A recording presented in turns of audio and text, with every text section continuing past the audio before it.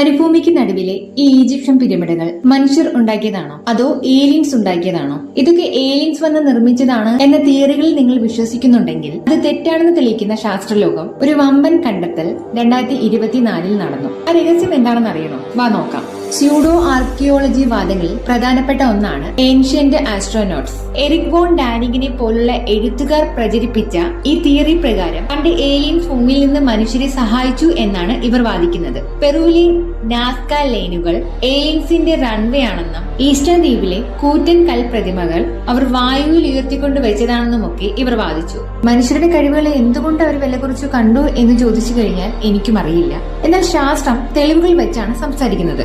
പിരമിഡുകൾ നിർമ്മാണത്തിന്റെ മേൽനോട്ടക്കാരനായിരുന്ന മെറർ എഴുതിയ ദിവസക്കുറിപ്പുകൾ അടങ്ങിയ പെപ്പറൈസ് രേഖകൾ പ്രകാരം ടൂറ എന്ന സ്ഥലത്ത് നിന്ന് വലിയ ചുണ്ണാമ്പ് കല്ലുകൾ വെട്ടിയെടുത്ത് ഓടുകൾ കയറ്റി ജലമാർഗം വഴിയാണ് നിർമ്മാണ സ്ഥലത്തേക്ക് എത്തിച്ചു എന്ന് അത് കൃത്യമായി പറയുന്നുണ്ട്.